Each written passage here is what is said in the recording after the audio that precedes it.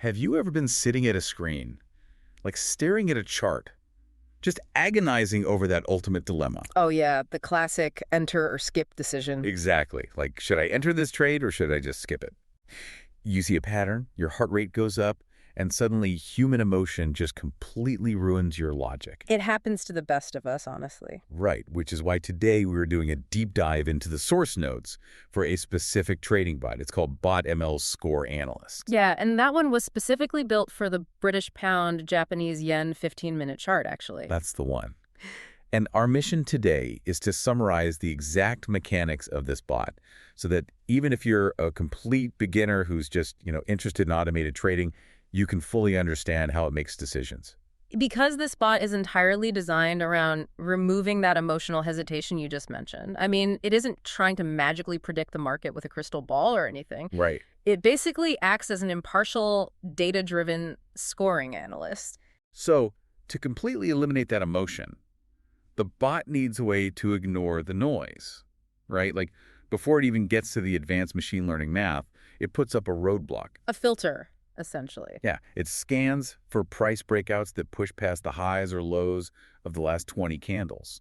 It feels almost like a bouncer at a club checking IDs. That's a really good analogy, actually. But instead of checking your age, the bouncer's demanding proof of momentum. Like, if you don't have enough volatility or, force behind the move, you just don't get in the club. That is exactly the mechanism. It uses something called the ATR14. Wait, ATR? Yeah, that stands for the average true range of the last 14 candles.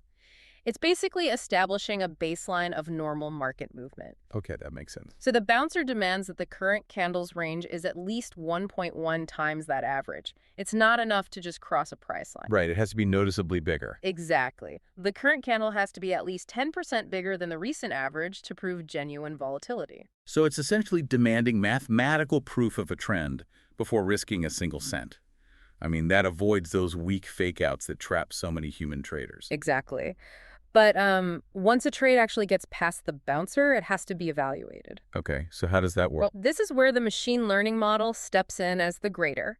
It analyzes the candidate trade and assigns it a score from 0 to 100. Wow, just a straight numerical grade. Yeah, and it looks at factors like the spread, the breakout distance, and candlestick wicks. Wait, why the wicks specifically? Well, it evaluates those because a particularly long wick might indicate that the momentum you just measured at the door is already dying out. Oh, I see. So it's grading the underlying quality of that momentum. Precisely.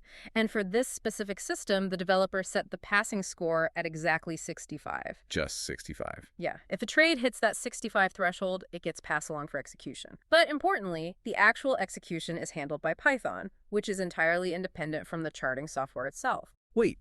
If the model already decided it has a passing grade of 65, why build a firewall between the grading and the execution? Like, why not just let the charting software fire away? Is it to prevent the bot from going rogue? You nailed it. I mean, if a weird market event happens or the software glitches out, you really don't want the bot spamming 100 buy orders on a single candle. Oh, wow. Yeah, that would be a total disaster. Right. So Python acts as a strict, isolated executor. It places the trade with a rigid, fixed 30-pip stop loss and a 30-pip take profit. No exceptions, no double dipping. Okay, so Python acts as the firewall for execution. But a fixed stop loss implies the bot is entirely rigid. How so? Well, markets change constantly, right? So a strict 30-pip limit seems like it would eventually just become obsolete. It absolutely would if the bot wasn't constantly learning from what it doesn't do. What do you mean by that? So the system logs absolutely everything, and the most critical data it gathers comes from the candidates it scored below a 65. The trades it evaluated but deliberately skipped. Exactly. We call these ghost trades. It asks itself, if I had taken that trade I graded a 60, would it have hit the take profit or the stop loss? Wait, really? It tracks its own rejected trades. Yeah.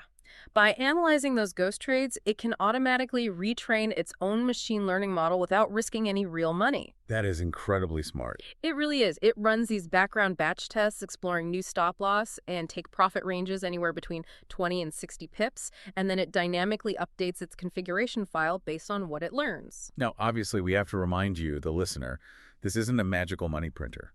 Market conditions shift, and losses are just mathematically inevitable in trading. Oh, 100%. But this system brilliantly solves that initial beginner dilemma. Yeah. It removes the human panic of, do I enter or skip, by replacing raw intuition with a verifiable, continuously adapting score. Right. It replaces agonizing over a chart with the structured process of constant measurable improvement.